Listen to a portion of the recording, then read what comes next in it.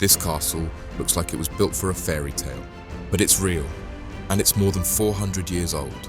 A tower that rises from the Aberdeenshire hills, its walls glowing softly in the sunlight.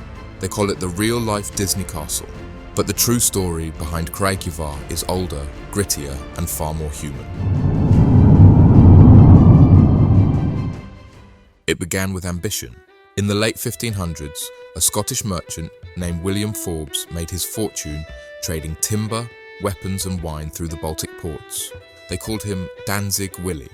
When he came home rich, he wanted more than wealth. He wanted a name that would stand beside the old clans of Scotland. Around 1610, Forbes bought a partially built tower from the Mortimer family. It had stood unfinished for years, solid but incomplete. He saw potential in it and he finished the job. By 1626, Craigievar stood complete, taller, grander and unmistakably his. He added new upper floors, the twisting turrets, the distinctive roofline and the details that turned a rough tower house into a masterpiece.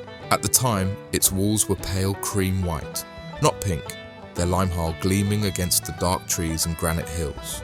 To us, Craigievar looks peaceful. In its own age, it was built for defense. The castle sat behind a thick barmkin wall that enclosed stables, stores and livestock in times of danger.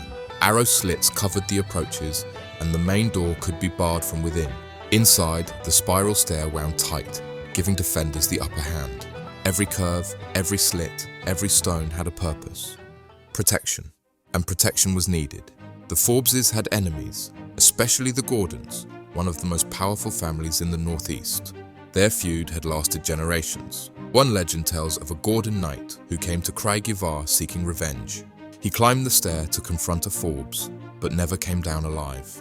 The story says he was thrown from an upper window and that his ghost still haunts the tower, falling forever through the dark.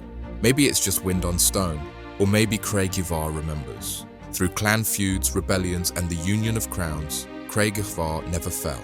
No army stormed it, no cannon cracked its walls. While other castles were ruined or abandoned, this one stayed lived in. Generation after generation of Forbeses held it, changing almost nothing. They hung portraits and carpets, but never added comfort. No electricity, no running water, no heating. Even into the 20th century, Craigievar was lit only by candle and firelight. The same cold air moved through its rooms that William Forbes once breathed.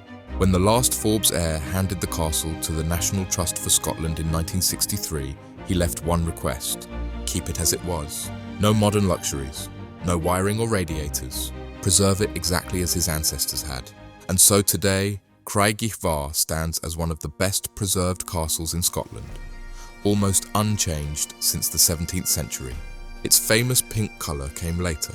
For most of its life, Craigievar was off-white, its harled walls lime-washed to protect the stone.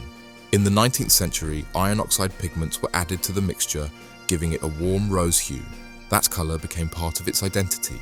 When conservation teams restored the castle in the 21st century, they matched that same soft tint, not for show, but for accuracy.